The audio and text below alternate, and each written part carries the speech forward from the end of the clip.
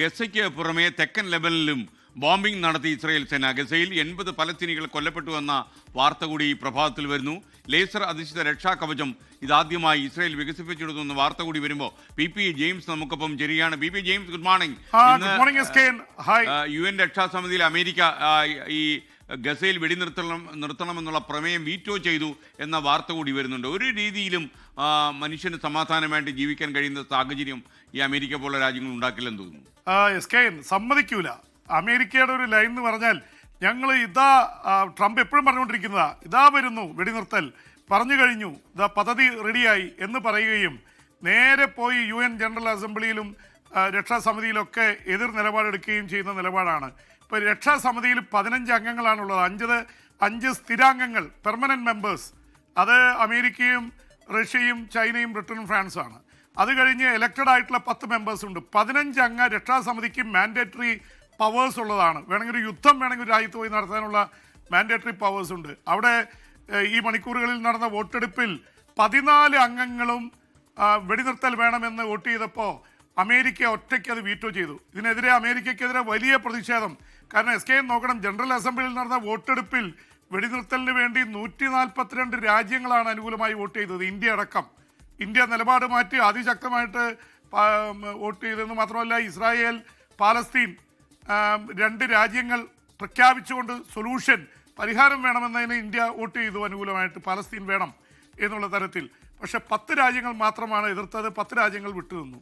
അപ്പോൾ ഈ ബഹുഭൂരിപക്ഷം രാജ്യങ്ങളും ഈ ഇന്ത്യ വെടിനിർത്തൽ വേണമെന്നും ഇസ്രായേൽ പാലസ്തീൻ 2 രാജ്യങ്ങളായി പ്രഖ്യാപിച്ച് പ്രശ്നം അവസാനിപ്പിക്കണമെന്നും പറയുമ്പോൾ അമേരിക്ക ഒറ്റയ്ക്ക് നിന്ന് വീറ്റോ ചെയ്യുന്ന അവസ്ഥയിലേക്ക് കാര്യങ്ങൾ എത്തുന്നു. അപ്പോൾ അമേരിക്കയുടെ ഒരു ഇരട്ടത്താപ്പ് നയമാണ് നടന്നുകൊണ്ടിരിക്കുന്നത്. അതിനിടയിൽ ഇസ്രായേൽ അവരുടെ ഈ ആക്രമണത്തിൻ്റെത് കൂടുതൽ രൂക്ഷമാക്കിക്കൊണ്ടിരിക്കുകയാണ്. ഗസയിൽ അവരുടെ കരസേനയും വ്യോമസേനയും നാവികസേനയും ഒരുപോലെ ഈ പാവപ്പെട്ട മനുഷ്യർക്ക് മേൽ ആക്രമണം അയച്ചു വിട്ടുകൊണ്ടിരിക്കുകയാണ്. അതിനിടയിൽ നമ്മളവിടെ കൊല്ലപ്പെടുന്ന സ്ത്രീകളെയും കുട്ടികളെയൊക്കെ കുറിച്ച് പറയുമ്പോൾ ഈ നമ്മുടെ കുറച്ച് അത്യന്തം ന്യൂനപക്ഷമായിട്ടുള്ള ഈ സൈബർ പ്രശ്നക്കാരുണ്ടല്ലോ, അവർ പറയുന്നത് ഇത് ഹമാസിന് വേണ്ടി പറയുന്നതാണ്. ഹമാസിനെ ഒരു കാലത്തും നമ്മൾ അനുകൂലിക്കുന്നില്ല. ഹമാസിനെയോ ഹെസ്ബുള്ളയെയോ അതുപോലെ തന്നെ ഹൂതികളെയൊന്നും നമ്മൾ അംഗീകരിക്കുന്നില്ല. ഒരു കാര്യം കൂടി ഓർക്കണം, അവരെപ്പോലെ തന്നെ സ്റ്റേറ്റ് ടെററിസം നടത്തുന്ന ഒരു സംഘടനയായിട്ട് മൊസാദിനെയും ആൾക്കാർ പറയുന്നുണ്ട്. ഇപ്പോൾ ഒരു ഭാഗം മാത്രം ശരി, മറുഭാഗം എല്ലാം തെറ്റ്.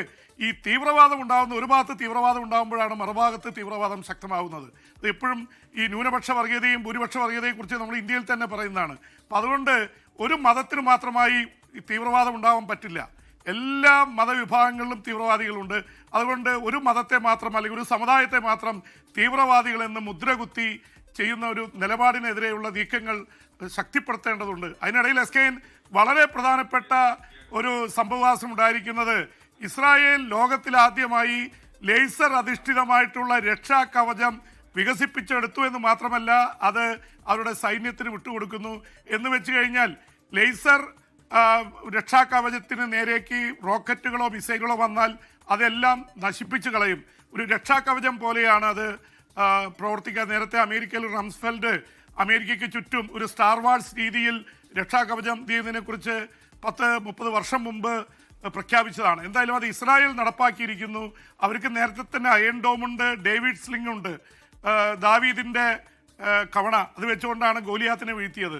അതുപോലെ തന്നെയുള്ള ഒരുപാട് സംവിധാനങ്ങൾ, അവരുടെ ആരോ തുടങ്ങിയിട്ടുള്ള വ്യോമ പ്രതിരോധ അല്ലെങ്കിൽ മിസൈൽ പ്രതിരോധ സംവിധാനങ്ങളുണ്ട്. പക്ഷെ അതിനൊക്കെ കവച്ചു വയ്ക്കുന്ന പുതിയൊരു സംവിധാനം. അതിൻ്റെ ഏറ്റവും വലിയ പ്രത്യേകത എന്താണെന്ന് വെച്ചാൽ ഒരു മിസൈൽ സംവിധാനം പ്രയോഗിക്കണമെങ്കിൽ $60,000 ഒറ്റയടിക്ക് വേണം ഒരു സംവിധാനം ഒറ്റത്തവണ ഷോട്ട് എടുക്കണമെങ്കിൽ. പക്ഷേ ഇപ്പോൾ പുതിയ ലേസർ സംവിധാനം വരുന്നതോടെ $2 മതി ഒരു ഇലക്ട്രിക് സാധനം ചെയ്യാനായിട്ട്. $2 മതി. ആ തരത്തിലൊരു വലിയ ഇന്നോവേഷൻ ഇസ്രായേൽ കൊണ്ടുവന്നിരിക്കുന്നു.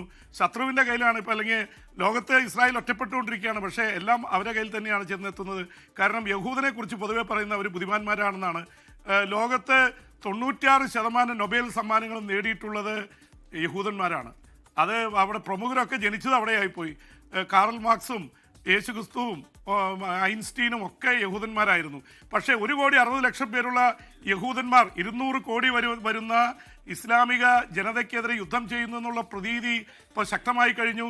അതുകൊണ്ട് തന്നെ ഇസ്രായേലിനെ സംബന്ധിച്ചിടത്തോളം ഇപ്പോൾ വിജയം നേടിയാലും ഭാവിയിൽ ഇസ്രായേലിന് നിലനിൽപ്പിന്റെ ഒരു പ്രശ്നം വരുമെന്ന് പാശ്ചാത്യ രാജ്യങ്ങൾ തന്നെ ചൂണ്ടിക്കാണിക്കുന്നുണ്ട്. പക്ഷേ ഇസ്രായേൽ ജൂത ലോബി ഇതിന്റെ ഒരു അപകടം മനസ്സിലാക്കുന്നില്ല. ഇപ്പൊ എല്ലാവരെയും തകർക്കുക. ഗസയിൽ സാധാരണക്കാർ മരിച്ചുകൊണ്ട് 80 പേരാണ് SKN കൊല്ലപ്പെട്ടിരിക്കുന്നത്. ലെബനനിൽ കയറി ഇസ്രായേൽ ആക്രമണം നടത്തിയിരിക്കുന്നു. സംഭവങ്ങൾ രൂക്ഷമായിട്ട് പോവുകയാണ് SKN. Okay, thank you. Bibi James, ഞാൻ ഈ PP എന്ന് വിളിക്കുന്നുണ്ടാണെന്ന് അറിയില്ല. പല പ്രേക്ഷകരും എന്താ ഈ PP-യുടെ എക്സ്പാൻഷൻ എന്ന് ചോദിക്കുന്നു. എന്താണ് PP-യുടെ എക്സ്പാൻഷൻ? അത് സത്യം പറഞ്ഞാൽ പാവം എന്നൊക്കെ പറയാം. എന്നാലും പുന്നേലിപ്പറമ്പിൽ പത്രോസ് ജെയിംസ് എന്നാണ്. പുന്നേലിപ്പറമ്പിൽ വീട്ടുപേരാണ്. പത്രോസ് ആദ്യത്തെ P എന്താണ്? ആദ്യത്തെ ഏത് പറമ്പിലാ? പുന്നേലിപ്പറമ്പിൽ പത്രോസ് മകൻ ജെയിംസ്. പ്രേക്ഷകരുടെ സംശയം പത്രോസ് 7 യുദ്ധങ്ങളിൽ പങ്കെടുത്ത ഒരു സൈനികൻ കൂടിയാണ് എന്ന് ഓർക്കുക. അല്ല, PP-ക്ക് വേണ്ടി വന്ന ആ റെക്കോർഡ് ബ്രേക്ക് ചെയ്യാൻ പറ്റും.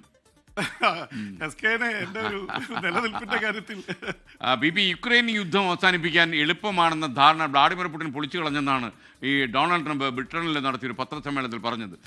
ആദ്യമായിട്ടാണ് ട്രംപ് അത് സമ്മതിക്കുന്നത്. സാധാരണ അടുത്ത ആഴ്ച യുക്രൈൻ യുദ്ധം അവസാനിക്കുകയാണ് എന്നൊക്കെ പറഞ്ഞുകൊണ്ടിരുന്ന ട്രംപ് ഈ പുടിൻ അതെല്ലാം തകർത്ത് കളഞ്ഞു എന്നാണ് പറയുന്നത്. അടുത്ത ആഴ്ച എന്നല്ല, ഞാൻ അധികാരത്തിൽ വന്നാൽ ഒറ്റ ദിവസം കൊണ്ട് ഈ പരിപാടി അവസാനിപ്പിക്കുമെന്നാണ് പറഞ്ഞത്. ഇസ്രായേൽ യുദ്ധം ഉണ്ടാവില്ല, അതുപോലെ ഉക്രൈൻ യുദ്ധം ഉണ്ടാവില്ല. ഇതൊക്കെ വിശ്വസിച്ച് അമേരിക്കൻ വോട്ടർമാർ പോയി വോട്ട് ചെയ്തു. ഇപ്പൊ യുദ്ധം 2 സ്ഥലത്തും അതിശക്തമായിട്ട് നടന്നുകൊണ്ടിരിക്കുക. ട്രംപ് വെല്ലുവിളിക്കുന്നു, യുദ്ധം കൂടുതൽ രൂക്ഷമാകുന്നു. ഇപ്പോൾ അദ്ദേഹം പറയുന്നത് വ്ളാഡിമിർ പുടിൻ്റെ 10 ഇരട്ടി ബുദ്ധിയുള്ളവനാ പുടിൻ. അപ്പോൾ അതുകൊണ്ട് പുടിനോട് കളിക്കാൻ പോകുമ്പോൾ സൂക്ഷിക്കണം.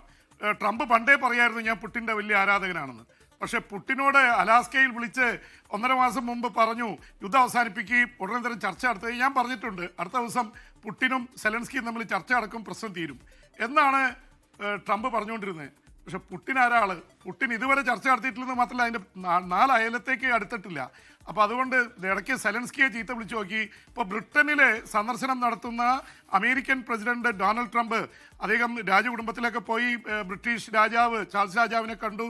തിരിച്ചു വന്ന് അവിടുത്തെ കെയർ സ്റ്റാർമർ അവിടുത്തെ ബ്രിട്ടീഷ് പ്രധാനമന്ത്രിയെ കണ്ട് അവരായിട്ട് സംയുക്ത പത്രസമ്മേളനത്തിൽ 1-2 കാര്യങ്ങൾ പറഞ്ഞിട്ടുണ്ട്. അതിൽ പ്രധാനപ്പെട്ട കാര്യം എനിക്ക് തെറ്റുപറ്റി. കാരണം ഞാൻ ഈ പുടിനെയൊക്കെ കുറിച്ച് വിചാരിച്ചതൊക്കെ തെറ്റായിരുന്നു. അത് നടക്കുന്ന കാര്യമില്ല, അത്ര എളുപ്പത്തിൽ തീർക്കാൻ പറ്റില്ല. പക്ഷേ എന്നാലും ഞാൻ വിടത്തില്ല, ഞാൻ എങ്ങനെയെങ്കിലും ഉക്രൈൻ യുദ്ധം അവസാനിപ്പിക്കുന്ന അവസാനം പറയുന്നുണ്ട്. അതിനിടയിൽ SKN ഒരു കാര്യം കൂടി പറഞ്ഞിട്ടുണ്ട്. 48 മണിക്കൂറിനുള്ള അദ്ദേഹം പറയുന്നു, നരേന്ദ്രമോദി ഇന്ത്യയുടെ പ്രധാനമന്ത്രി എൻ്റെ അടുത്ത സുഹൃത്താണ്, ക്ലോസ് ഫ്രണ്ടാണ്, അതുകൊണ്ട് ഞങ്ങൾ തമ്മിൽ വലിയതാണ്, ഇന്ത്യയായിട്ട് അടുത്ത ബന്ധമാണ് എന്ന് പറയും. അടുത്ത നിമിഷത്തിൽ പറയുന്നത് തിരുവയുടെ കാര്യത്തിൽ മാറ്റമൊന്നുമില്ല, തിരുവ അങ്ങനെ തന്നെ ഇരിക്കും, അതിൽ അവർ റഷ്യൻ ഓയിൽ എണ്ണ വാങ്ങുന്നത് നിർത്തട്ടെ. അപ്പോൾ ഒരു ഡബിൾ സ്റ്റാൻഡേർഡാണ് ട്രംപ് എടുത്തുകൊണ്ടിരിക്കുന്നത്. അപ്പോൾ അതൊക്കെ വലിയ രീതിയിൽ ചർച്ചയാവുകയാണ് SKN. Okay, thank you BP James. തിരുവയുടെ കാര്യത്തിൽ വിട്ടുവീഴ്ചയില്ല, സൗഹൃദം തുടരാം, ഇതാണ് അദ്ദേഹത്തിന്റെ നിലപാട്. ലോകത്തെവിടെയായാലും ഏത് സമയത്തും 24 വാർത്തകളും ഓഗ്മെന്റഡ് റിയാലിറ്റി പാക്കേജുകളും എക്സ്പ്ലെയിനറുകളും വിശദമായി കാണാൻ ഞങ്ങളുടെ YouTube ചാനൽ നിങ്ങൾക്ക് സബ്സ്ക്രൈബ് ചെയ്യാം.